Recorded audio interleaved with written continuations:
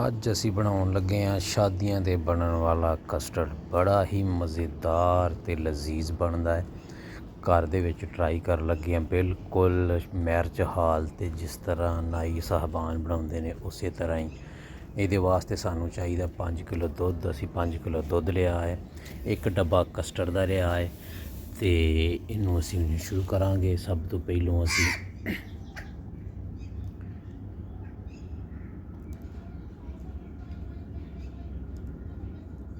ਪਤੀਲਾ ਇੱਕ ਰੱਖਾਂਗੇ ਅਸੀਂ ਚੁੱਲ੍ਹੇ ਦੇ ਉੱਪਰ। ਚੁੱਲ੍ਹੇ 'ਤੇ ਪਤੀਲਾ ਰੱਖ ਕੇ ਅਤੇ ਇਹਦੇ ਵਿੱਚ ਪਾਵਾਂਗੇ 1 ਗਲਾਸ ਪਾਣੀ, ਤਾਂ ਕਿ ਜਦੋਂ ਅਸੀਂ ਦੁੱਧ ਗਰਮ ਪਤੀਲੇ ਦੇ ਵਿੱਚ ਪਾਈਏ ਤਾਂ ਸਾਡਾ ਦੁੱਧ ਨੀਚੇ ਲੱਗ ਕੇ ਜਲੇ ਨਾ।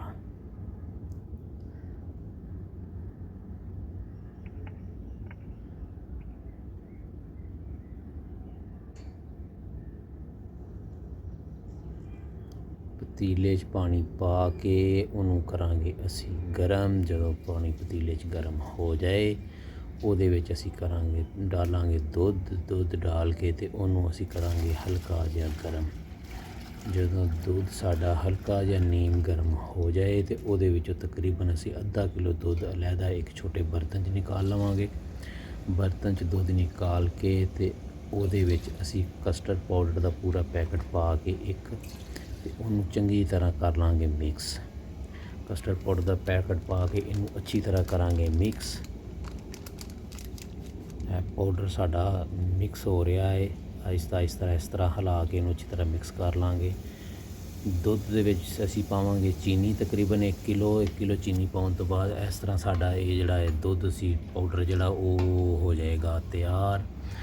ਜਦੋਂ ਦੁੱਧ ਨੂੰ ਅੱਛੀ ਤਰ੍ਹਾਂ ਹਿਲਾ ਕੇ ਚੀਨੀ ਉਹਦੇ ਵਿੱਚ ਮਿਕਸ ਕਰਕੇ ਜਦੋਂ ਦੁੱਧ ਨੂੰ ਬਿਲਕੁਲ ਇਸ ਤਰ੍ਹਾਂ ਉਬਾਲ ਆਉਣ ਲੱਗੇ ਅਤੇ ਉਹਦੇ ਵਿੱਚ ਅਸੀਂ ਪਾ ਦਿਆਂਗੇ ਕਸਟਰਡ ਪਾਊਡਰ ਮਿਕਸ ਕੀਤਾ ਹੋਇਆ ਅਤੇ ਨਾਲੇ ਚਮਚਾ ਦਿਆਂਗੇ ਹਿਲਾ। ਚਮਚਾ ਨਹੀਂ ਤੁਸੀਂ ਰੋਕਣਾ, ਚਮਚਾ ਜਾਈ ਜਾਣਾ, ਤੇਜ਼ ਹਿਲਾਉਣਾ ਹੈ ਲਾਜ਼ਮੀ, ਤਾਂ ਕਿ ਸਾਡਾ ਪਾਊਡਰ ਜਿਹੜਾ ਉਹ ਨੀਚੇ ਨਾ ਲੱਗੇ। ਜਦੋਂ ਤੁਹਾਡਾ ਤਕਰੀਬਨ 5 ਤੋਂ 7 ਮਿੰਟ ਦੇ ਦਰਮਿਆਨ 'ਚ ਹਲਕੀ ਅੱਗ ਦੇ ਉੱਤੇ ਨੂੰ ਪਕਾਓਗੇ ਅਤੇ ਤਕਰੀਬਨ ਇਸ ਸ਼ਕਲ ਦੇ ਵਿੱਚ ਗਾੜਾ ਹੋ ਜਾਏਗਾ। ਜਦੋਂ ਇਹ ਇਸ ਸ਼ਕਲ 'ਚ ਗਾੜਾ ਹੋ ਜਾਏ ਅਤੇ ਇਹਨੂੰ ਨੀਚੇ ਉਤਾਰ ਕੇ 5-7 ਮਿੰਟ ਹਿਲਾ ਕੇ ਇਹਦੇ ਉੱਪਰ ਕੱਪੜਾ ਬੰਨ੍ਹ ਕੇ ਇਹਨੂੰ ਰੱਖ ਦਿਓ ਠੰਡਾ ਹੋਣ ਵਾਸਤੇ।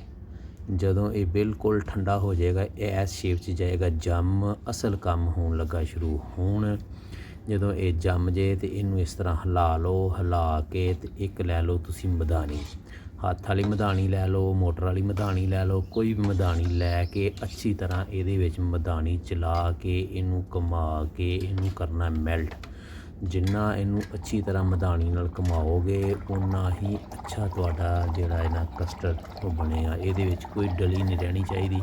ਇਹਨੂੰ ਅੱਛੀ ਤਰ੍ਹਾਂ ਮਿਕਸ ਕਰ ਲਓ। ਇਹਨੂੰ ਅੱਛੀ ਤਰ੍ਹਾਂ ਮਿਕਸ ਕਰਕੇ ਇੱਥੇ ਆ ਕੇ ਇਹਦੇ ਵਿੱਚ ਕਰੋ 1 ਕਿਲੋ ਕਰੀਮ, ਦੁੱਧ ਦੀ ਫਰੈਸ਼ ਕਰੀਮ 1 ਕਿਲੋ ਇਹਦੇ ਵਿੱਚ ਸ਼ਾਮਲ ਕਰੋ। ਸ਼ਾਮਲ ਕਰਕੇ ਅਤੇ ਇਹਨੂੰ ਅੱਛੀ ਤਰ੍ਹਾਂ ਲਓ ਹਿਲਾ। ਜਿੰਨਾ ਤੁਸੀਂ ਇਹਨੂੰ ਹਿਲਾਓਗੇ ਓਨਾ ਹੀ ਤੁਹਾਡਾ ਮੁਲਾਇਮ ਅਤੇ ਮਜ਼ੇਦਾਰ ਕਸਟਰਡ ਬਣੇਗਾ। ਸਾਡੇ ਕੋਲ ਹੱਥ ਵਾਲੀ ਮਧਾਣੀ ਸੀ, ਅਸੀਂ ਹੱਥ ਵਾਲੀ ਮਧਾਣੀ ਨਾਲ ਇਸੀ ਤਰ੍ਹਾਂ ਇਹਨੂੰ ਮਿਕਸ ਕੀਤਾ। ਉਸ ਤੋਂ ਬਾਅਦ ਫਰੂਟ ਕੱਟ ਕੇ ਪਾ ਦਿਓ, ਕੇਲਾ, ਸੇਬ, ਜੋ ਵੀ ਤੁਹਾਡਾ ਦਿਲ ਕਰਦਾ ਹੈ ਕੇਲਾ ਅਤੇ ਸੇਬ ਕੱਟ ਕੇ ਇਹਦੇ ਵਿੱਚ ਪਾਓ। ਕੇਲਾ ਸੇਬ ਕੱਟ ਕੇ ਅਤੇ ਪਾ ਕੇ ਇਹਨੂੰ ਅੱਛੀ ਤਰ੍ਹਾਂ ਕਰ ਦਿਓ ਮਿਕਸ। ਅੱਛੀ ਤਰ੍ਹਾਂ ਇਹਨੂੰ ਮਿਕਸ ਕਰਕੇ, ਜ਼ਿਆਦਾ ਮਿਕਸ ਨਹੀਂ ਕਰਨਾ, ਮਧਾਣੀ ਨਾਲ ਜਾਂ ਚਮਚੇ ਨਾਲ ਹੀ ਇਹਨੂੰ ਮਿਕਸ ਕਰਨਾ ਹੈ ਥੋੜ੍ਹਾ ਜਿਹਾ, ਤਾਂ ਕਿ ਕੇਲਾ ਸਾਡਾ ਵਿੱਚ ਮੈਲਟ ਨਾ ਹੋਏ। ਇਸ ਤੋਂ ਬਾਅਦ ਤੁਸੀਂ ਮੇਵਾ ਜੋ ਕੁਛ ਵੀ ਤੁਸੀਂ ਪਾਉਣਾ ਚਾਹੋ, ਡਰਾਈ ਫਰੂਟ ਜੋ ਤੁਹਾਡਾ ਦਿਲ ਕਰਦਾ ਉਹ ਲਵੋ ਤੁਸੀਂ ਪਾ ਕੇ ਅਤੇ ਇਹਨੂੰ ਕਰ ਲਓ ਮਿਕਸ। ਇਹਨੂੰ ਮਿਕਸ ਕਰਕੇ ਅਤੇ ਮੁੜ ਕੇ ਫਿਰ ਤੁਸੀਂ ਇਹਨੂੰ ਜਾਂ ਤਾਂ ਬਰਫ਼ ਲਾ ਕੇ ਸਾਈਡਾਂ ਦੇ ਉੱਪਰ, ਜਿਸ ਤਰ੍ਹਾਂ ਸ਼ਾਦੀ ਹਾਲਾਂ 'ਚ ਦੇਗਾਂ ਦੇ ਦੁਆਲੇ ਬਰਫ਼ ਲਾ ਕੇ ਠੰਡਾ ਕਰਦੇ ਆ, ਉਸ ਤਰ੍ਹਾਂ ਕਰ ਲਓ। ਜੇ ਤੁਸੀਂ ਬਰਫ਼ ਨਹੀਂ ਲਾਉਣੀ ਤਾਂ ਇਹਨੂੰ ਪਾਓ ਤੁਸੀਂ ਡੂੰਘੇ 'ਚ ਪਾ ਕੇ ਅਤੇ ਇਹਨੂੰ ਰੱਖ ਲਓ ਫਰਿੱਜ ਦੇ ਵਿੱਚ। ਫਰੀਜ਼ਰ 'ਚ ਰੱਖ ਕੇ 15-20 ਮਿੰਟ ਜਾਂ ਅੱਧਾ ਘੰਟਾ ਇਹਨੂੰ ਕਰ ਲਓ ਠੰਡਾ। ਜਦੋਂ ਇਹ ਬਿਲਕੁਲ ਠੰਡਾ ਹੋ ਜਾਏ ਅਤੇ ਇਹਨੂੰ ਕੱਢ ਕੇ ਤੁਸੀਂ ਖਾਓ। ਬੜਾ ਹੀ ਮਜ਼ੇਦਾਰ, ਬਿਲਕੁਲ ਬਿਹਤਰੀਨ ਟੇਸਟ ਦਾ ਵਾਲਾ ਜਿਹੜਾ ਨਾ ਤੁਹਾਡਾ ਕਸਟਰਡ ਤਿਆਰ ਹੋ ਜਾਏਗਾ। ਘਰ 'ਚ ਬਣਾਓ ਅਤੇ ਖੁੱਲ੍ਹ ਕੇ ਖਾਓ। ਹਾਫਿਜ਼।